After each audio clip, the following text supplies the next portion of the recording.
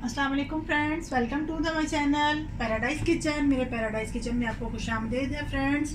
आज मैं क्या बना रही हूँ आपके लिए? आज मैं आपके लिए बना रही हूँ मटन बिहारी बोटी मसाला।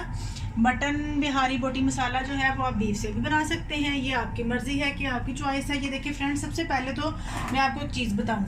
ये 2 अदद तेज़ पत्ते हैं, 1 टेबल स्पून ये सूखा धनिया है, ये 2 अदद जो है वो सब बड़ी मोटी वाली इलायची है, इसमें 3-4 लौंगे हैं, थोड़ी सी यानी कि 8-10 जो है वो काली मिर्चें हैं, और 1 टेबल स्पून जो है वो ज़ीरा है। इन सबको और साथ यानी कि थोड़ा सा, और अगर आपके पास कुटी लाल मिर्च नहीं है तो वो मोटी वाली लाल मिर्च साबित वाली वो लेकर सबको ज़रा थोड़ी देर रोस्ट करना है फ्राई पैन में। रोस्ट करने के बाद आपने इसको जो है वो ग्राइंड कर लेना है।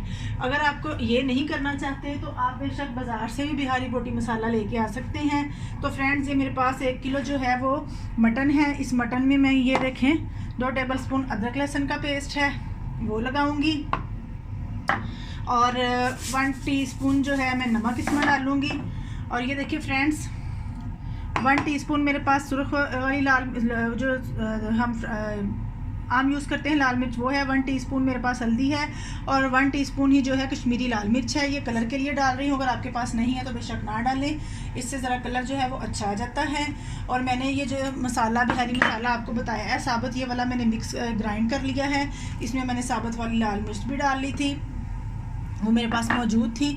और ये देखें 1 पाव जो है यानी कि 5 टेबल स्पून जो दही है मेरे पास वो इसमें शामिल कर देना है।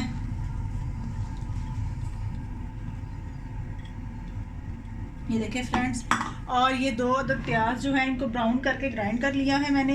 इनको आपने भी ऐसे ही ब्राउन करके ग्राइंड कर लेना है और वो शामिल कर देना है इनको।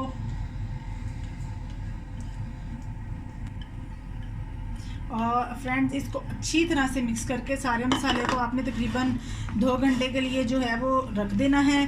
2 घंटे के बाद हम आपको इसका जो है वो नेक्स्ट स्टेप बताएंगे। तो मिलते हैं फिर आपसे 2 घंटे के बाद।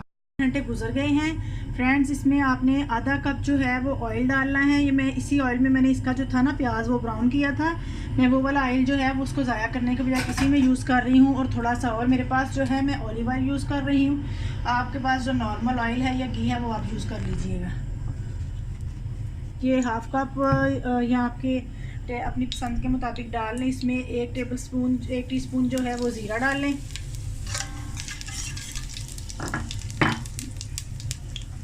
ज़ीरा डालने के बाद थोड़ा सा इसको कड़कड़ाने दें।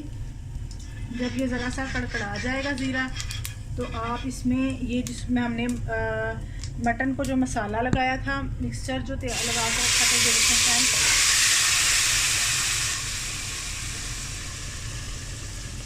वो इसमें शामिल कर दें।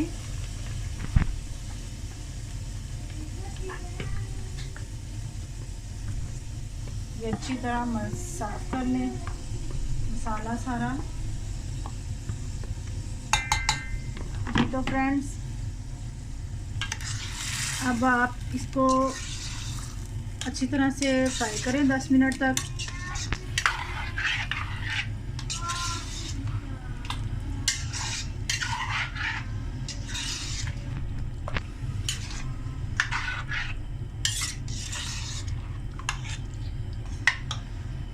हम इसको फ्राई करते जाएंगे। आंच हमने अपनी जो है वो लो नहीं करनी, तेज़ ही करनी है। थोड़ा सा इसको हम 10 मिनट फ्राई करने के बाद हम इसको ढक के जो है वो यानी कि जैसे वो दम वाली आंच पे रख देंगे, हल्की आंच पे देखिए। और यानी कि हमारा जो मटन है वो आधे घंटे में तकरीबन गल जाएगा, तो हम इसको आधे घंटे के लिए छोड़ देंगे। आप अगर प्रेशर में बनाना चाहें तो आप इसको फिर इतना 10 मिनट फ्राई करने के बाद आप इसको प्रेशर में टाइम लगा दीजिएगा। तो जब ये गल जाए तो फिर खोल के इसको दोबारा से 5-6 मिनट भून के तो आप यानी कि धनिया डाल के, हरी मिर्ची डाल के इसको गार्निश करके तो पेश करें। ये मैं आपको बता रही हूँ, आपके सामने मैं इसको फ्राई कर रही हूँ।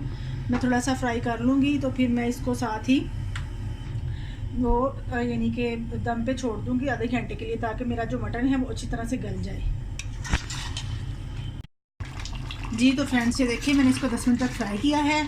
ये देखिए फ्रेंड्स, अब मैं इसको आधा घंटे के लिए हल्की आंच पे छोड़ दूँगी। मेरा जो मटन है वो इसी पानी में, इसको मतलब इतने पानी में वो गल जाएगा, मुझे पता है, मैं इसीलिए यही पानी रहने दूँगी।